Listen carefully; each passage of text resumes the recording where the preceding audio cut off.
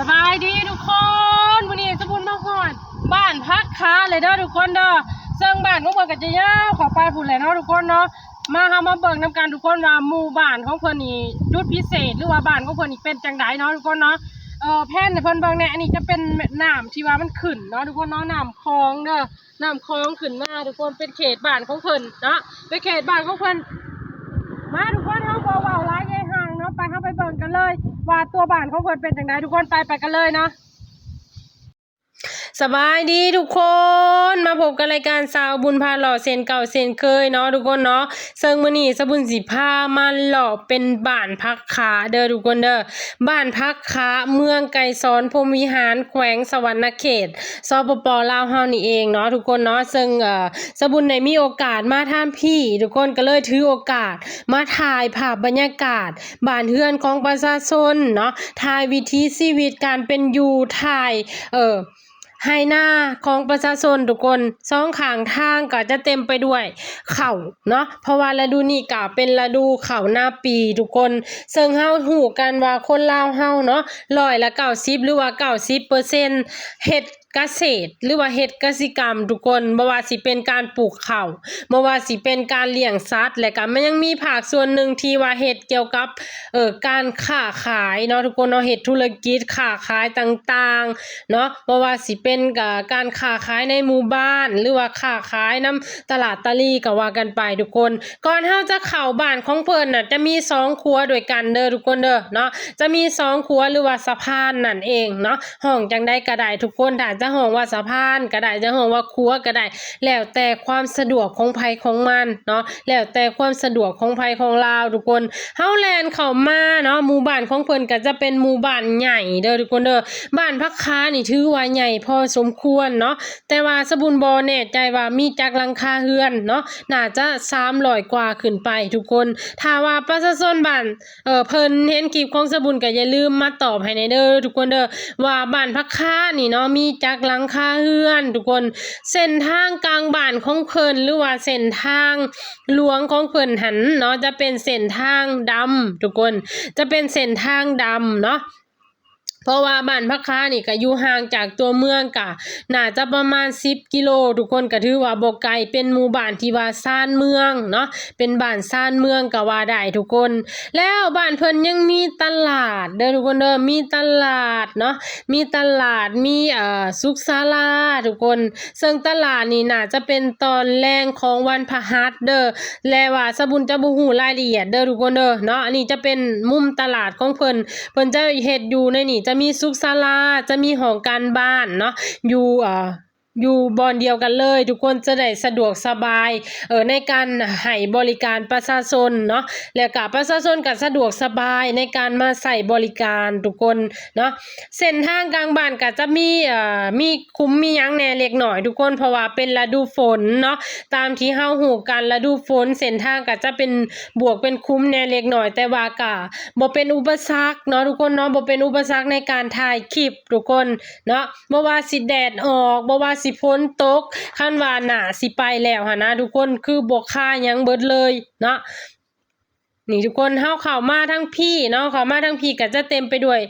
บ้านเรือนของประชาชนก็มีหลังน้อยหลังใหญ่ทุกคนส่วนหลายเนาะบ้านของเพิ่นส่วนหลายจะเป็นหลังที่ว่าทันสมัยไปเลยทุกคนจะบ่ค่อยเห็นทรงโบราณเนาะส่วนหลายจะเป็นทรงทันสมัยหรือว่าทรงสมัยใหม่เบิดเลยเนาะตามที่สบุญสังเกตเบิ่งบ้านเพิ่นนี่ก็เป็นบ้านหนึ่งที่ว่าพัฒนาหอบด่านทุกคนเนาะประชาชนบ้านเพิ่นนี่ก็เฮ็ดกสิกรรมเนาะแล้วยังมีส่วนหนึ่งที่ว่าไปทำงานอยู่ต่างประเทศทุกคนบ่ว่าสิเป็นประเทศไทยบ่ว่าสิเป็นประเทศเกาหลีเนาะและแต่ว่าส่วนหลายคนลาวเฮาหันเนาะก็มักไปประเทศไทยทุกคนเพราะหยังเนาะก็เพราะว่าประเทศไทยภาษาปากเว้าภาษาเขียนคล้ายๆกันเนาะคนลาว90%สามารถฟังภาษาไทยหูเรื่องฟังภาษาไทยออกและก็สามารถอ่านภาษาไทยได้แต่ว่าเขียนนี่ยังจะบ่ได้เทื่อเนาะทุกคนเนาะแต่ว่าเรื่องการอ่านเรื่องการฟังเรื่องการปากเว้านี่คือคนลาวเฮาได้เนาะ และก็ยังมีอีกภาคส่วนหนึ่งที่ว่าเพิ่นไปทำงานอยู่เกาหลีเนาะทุกคนเนาะช่วงนี้ก็คือประเทศเกาหลีแม่นเปิดรับแรงงานจากสปป.ลาวเฮาเนาะคนลาวเฮาก็หลั่งไหลกันไปก็หลายทุกคนสมมุติก็ยังเกิดมีความคิดว่าอยากลองไปทำงานอยู่เกาหลีลองเบิ่งเนาะแต่ว่าถ้าว่าคลิปมันบ่ปังทุกคนถามว่าคลิปมันบ่ปังถ้าว่าคลิปมันบ่ได้เงินเนาะบางทีอาจจะเห็นสบุญไป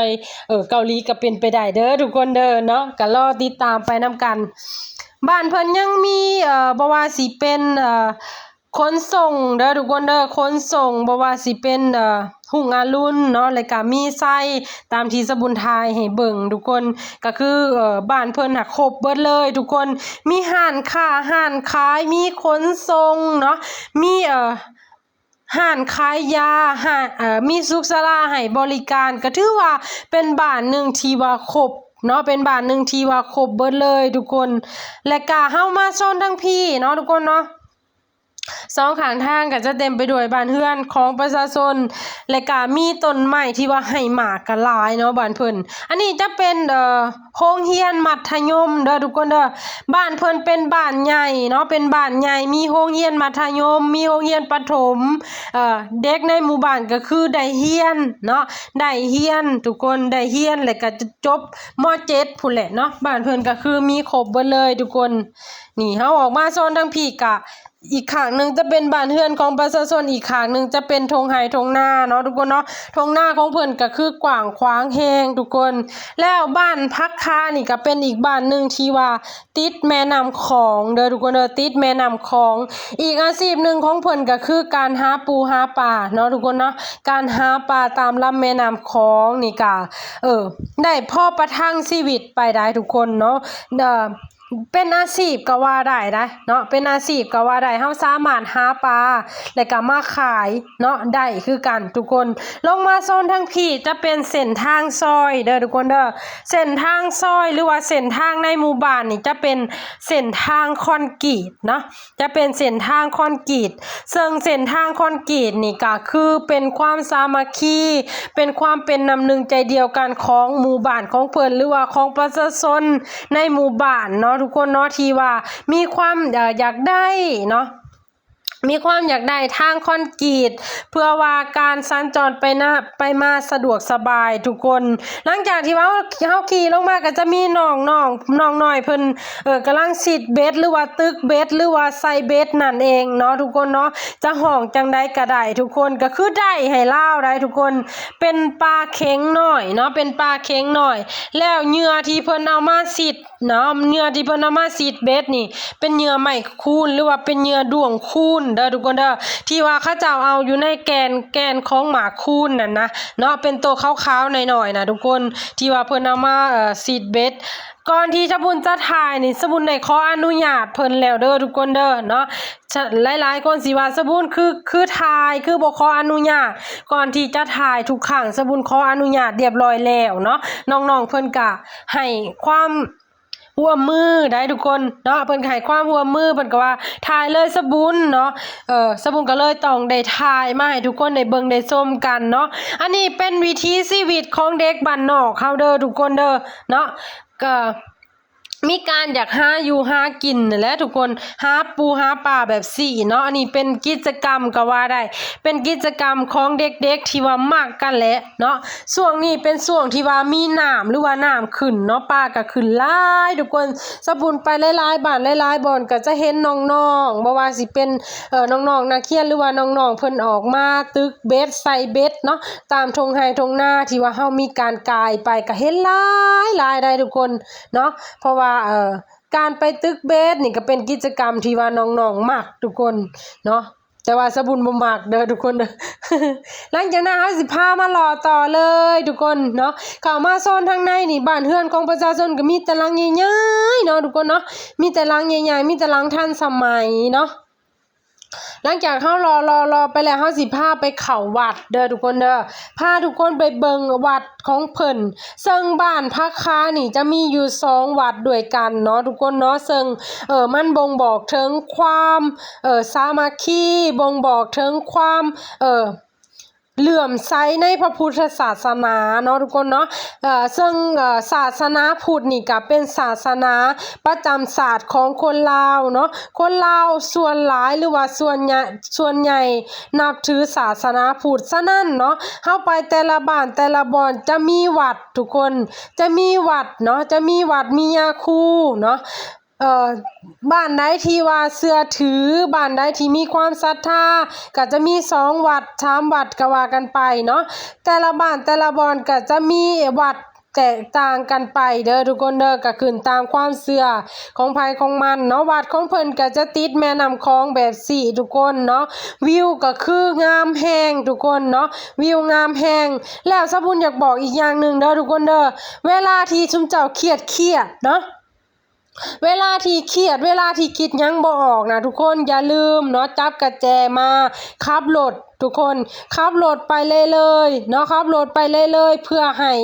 ร่างกายของเฮามันผ่อนคลายร่างกายของเฮามันได้สัมผัสกับธรรมชาติสัมผัสกับเสียงรถสัมผัสกับเสียงผู้คนเฮาก็สิมีความรู้สึกผ่อนคลายไปเองเนาะ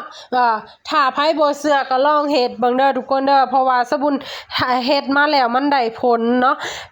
แล้วก็เลยถือโอกาสมาบอกทุกคนเพื่อว่าอยากลองเนาะถ้าว่าเกิดความเครียดเกิดความเบื่อหน่ายเนาะในครอบครัวเฮือนซ่านก็ลองเบิ่งเนาะทุกคนเนาะบ่ลองบ่ฮู้บ่มีอีหยังเสียหายทุกคนเนาะหลังจากนั้นเฮาก็สิพารอต่อเลยทุกคนถามว่าสบุญรอทั่วบ่ก็คือบ่ทั่วเด้อทุกคนเด้อบ้านเพิ่นคือใหญ่แฮงเนาะขนาดว่าสบุญเลาะบางส่วนก็ยังใช้เวลาไป14นาทีเกือบ15นาทีทุกคนถ้าว่าไปรอทัวร์นี่โยจักว่าสิ30หรือ40นาทีพู้นแหละเนาะแต่ว่าสบุญบ่อยากให้คลิปหันมันยาวเกินเนาะทุกคนเนาะบ่อยากให้คลิปมันยาวเกินก็เลยสิเลาะซ้ำนี้เนาะก็เลยสิเลาะซ้ำนี้ถ้าว่าไผให้ความสนใจหลายหรือว่าประชาชนบ้านเพิ่นเห็นคลิปสะบุญแล้วให้ความสนใจหลายสะบุญจะกลับมาอีกเทื่อนึงเนาะจะกลับมาอีกเทื่อนึงจะมาเลาะให้ละเอียดอีกเทื่อนึงทุกคนก็ฝากติดตามเนาะฝากติดตามไผอยากให้แก้บ่อนใดอย่าลืมเด้อทุกคนเด้อพิมพ์กันเข้ามาเนาะพิมพ์กันเข้ามาว่าแก้บ่อนนั้นแน่เนาะปรับบ่อนนี้แน่หรือว่าอยากให้ไปบ้านใดเนาะทุกคนเนาะแขวงใดเขตใดแม่นพิมพ์ปาไว้เลยทุกคนถ้าสะบุญมีเวลาสะบุญจะไปเลาะให้เนาะสมมุติจะไปเลาะหรือว่าพาไปเบิ่งบ้านเรือนของประชาชนพาไปเบิ่งวิถีชีวิตของแต่ละหมู่บ้านเนาะทุกคนเนาะสมมุติเกิดมีความคิดอยากเลาะทั่วประเทศลาวอยู่ทุกคนแต่ว่ายังบ่ทันมีกำลังทรัพย์หรือว่ายังบ่ทันมีทุนนั่นเองเนาะในการเฮ็ดคลิปของสบุญก็เป็นการใส่ทุนของตัวเองเนาะเป็นการใส่ทุนของตัวเองถามว่าสบุญผ่านการสร้างรายได้แล้วบ่ก็คือสบุญหันเนาะผ่านการสร้างรายได้แล้วทุกคนแต่ว่าคลิปของสบุญหันบ่ค่อยปังปานใดเนาะคลิปบ่แตกแสนทุกคนเนาะแตกละหมื่นแตกละ4-5,000นี่ยอดเหรียญยอดเส้นมันก็บ่ค่อยขึ้นปานใดเนาะทุกคนเนาะอันนี้จะเป็นวัดที่2ของเพิ่นเด้อทุกคนเด้อซึ่งวัดที่2นี่ก็ติดแม่น้ำคลองคือกันเนาะแต่ว่าสบุญจะบ่ได้ขี่เข้าไปข้างในทุกคนเพราะว่าเฮายังบ่ได้ขออนุญาตเพิ่นก็เลยถ่ายข้างนอกมาให้เบิ่งเนาะหน้าวัดก็จะเป็นโตควายทุกคนจะเป็นรูปโตควายเนาะแล้วก็จะเป็นรูปพระเนาะมาทางพี่จะเป็นบ้านเฮือนหรือว่าจะเป็นเฮือนทรงโบราณเด้อทุกคนเด้อเป็นเฮือนทรงโบราณที่ว่าเพิ่นยังอนุรักษ์รักษาไว้ให้รุ่นลูกรุ่นหลานได้เบิ่งได้ชมกันเนาะทุกคนเนาะเพราะว่ายุคทุกมื้อนี้หันนะทุกคนมันบ่ค่อยมีแหละได้บ้านเฮือนที่ว่าเป็นทรงโบราณเนาะบางหมู่บ้านก็คือบ่มีแล้วทุกคนฉะนั้นเพิ่นจึงยังอนุรักษ์รักษาไว้เนาะทุกคนเนาะแล้วเฮาจะสังเกตเห็นว่าบ้านเฮือนของคนลาวหันนะทุกคนจะมีเหล้าเข้าเนาะจะมีเหล้าเข้าตามที่สบุญไปหลายๆบ้านหลายๆบ่อนก็คือแต่ละเฮือนจะมีเหล้าเข้าทุกคนอันนี้เป็นจุดแข็งของคนลาวเฮาเด้อเนาะต่อให้คนลาวเฮาจะบ่มีเวียกเฮ็ดประจำหรือว่าบ่มีเงินเดือนเนาะแต่คนลาวเฮาก็สามารถดำรงชีวิตได้สามารถใช้ชีวิตแบบชิลๆได้เนาะเพราะว่าเฮามีข้าวทุกคนเฮามีข้าวกินเนาะข้าวเป็น อาหารหลักๆของคนลาวโดยเฉพาะข้าวเหนียวนี่ทุกคนมื้อหนึ่งคนลาวจะกินข้าวอยู่3คาบเนาะตอนเช้าตอนเที่ยงตอนแลงทุกคนในเมนูอาหารหรือว่าในอาหารของคนลาวจะมีข้าวเหนียวเป็นส่วนประกอบเสมอฉะนั้นหันนะต่อให้คนลาวเฮาจะบ่มีเวียกเฮ็ดงานทำคนลาวเฮาก็บ่อดตายเนาะคนลาวเฮาก็ยังใช้ชีวิตสบายๆได้เพราะว่าคนลาวเฮามีข้าวมีน้ำให้กินทุกคนส่วนอาหารการกินหั่นนะเฮาบ่จำเป็นจะต้องซื้อตลอดเวลาเนาะเพราะว่าเฮาสามารถหาอยู่หากินตามธรรมชาติได้ทุกคนบ่ว่าสิเป็นการหาหน่อหมอกหน่อไม้หาปูหาปลาหาเห็ดเนาะทุกคนเนาะเพราะว่าช่วงนี้ก็เป็นช่วงฤดูฝนอาหารการกินก็สิหลากหลายเนาะทุกคนเนาะแต่ว่าบ่เป็นอุปสรรคเด้อทุกคนเด้อเนาะ